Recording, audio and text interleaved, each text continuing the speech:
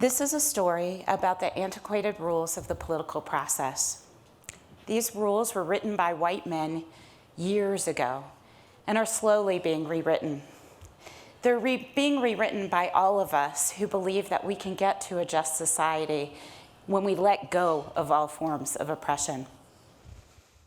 Since Trump was elected, I have been fighting for a bill in Rhode Island that would protect the right to an abortion even if Roe versus Wade is overturned.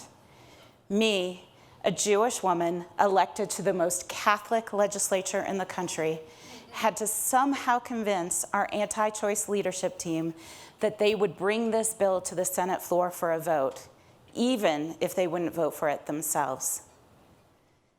The task was daunting, but women's health, economic security, and lives were on the line.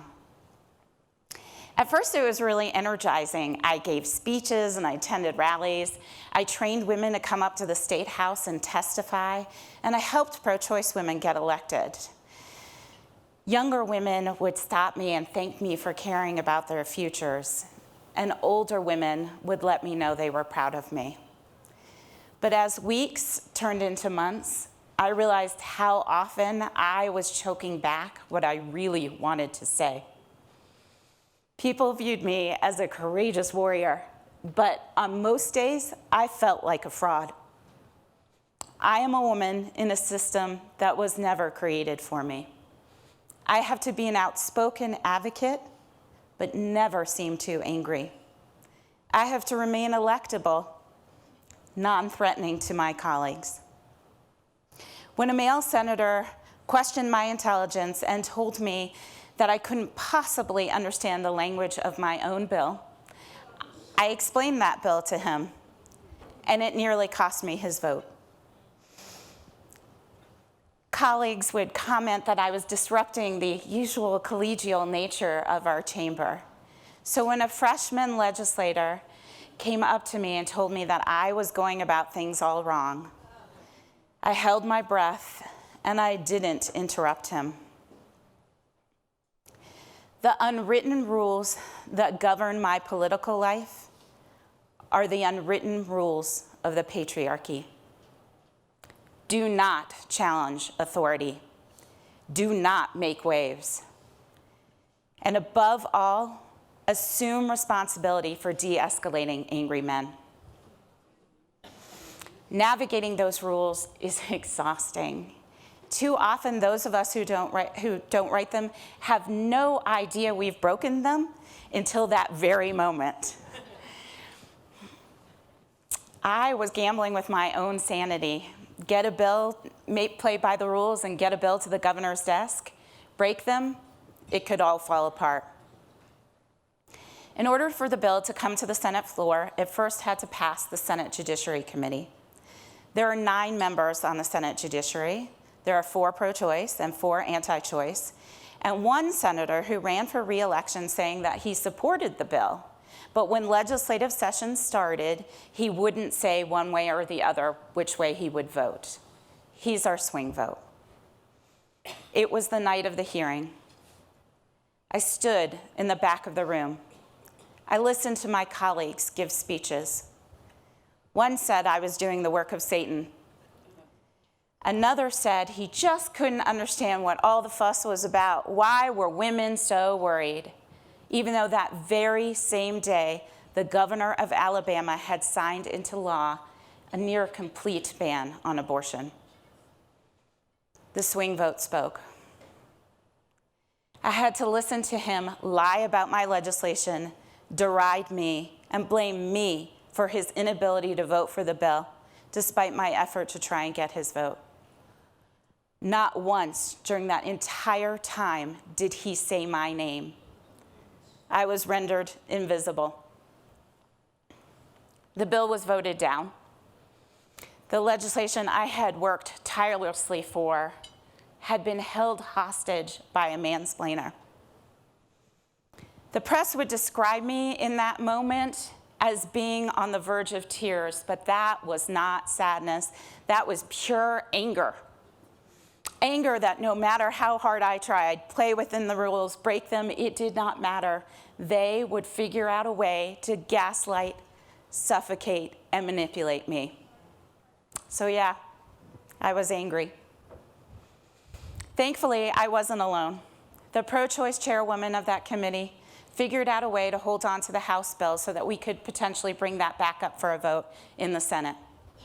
For weeks, the State House filled with protesters. They were chanting. The hallways were lined with women dressed like handmaids. Their silence and unrelenting presence intimidated my colleagues. Everyone was angry.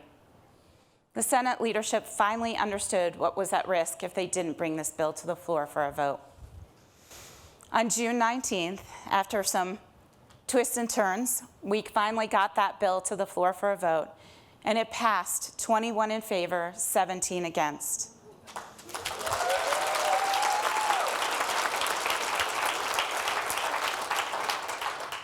The collective actions of righteous, angry women made sure this bill became law. As it turns out, I'm quoted in a book. It's called Rage Becomes Her, The Power of Women's Anger. It's by Soraya Chmally. And in the book, the author explains that anger is the property of white men. Women are taught that anger is unladylike. We are the nurturers. And if we break that rule, well, women, we all know what's going to happen. We will be labeled and dismissed. We are too shrill, hysterical. And when women use our anger to challenge authority and let go of our role as nurturers, everyone is uncomfortable. Women blame ourselves for that discomfort. And we believe that we are responsible for healing it. Women are trained to believe that we need to put anger in a box and push it aside, make sure everyone else is okay. Trying to be myself, somebody who deeply cares about other people, while challenging the status quo, left me questioning my own identity. To pass the Reproductive Privacy Act, I had to live with that discomfort every day. This was the hardest year of my life professionally, and talking to you about it tonight is very intense. And maybe some of you think I'm overreacting, and I am fighting my own instinct to apologize to you, to crack a joke, put you at ease. But I'm not going to do it, because why is my anger less valid? And if you're sitting out there and recognize yourself in my story, maybe you're also uncomfortable and a little bit angry.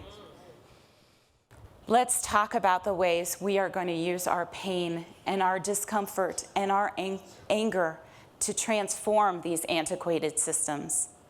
Because I believe there is a place where honesty and transparency and caring for one another are not just things we value, they are the very center of how we govern. We have all seen the damage caused by a political system created by entitled men. But this year, I have seen the beautiful, clarifying, nurturing political power of women's rage.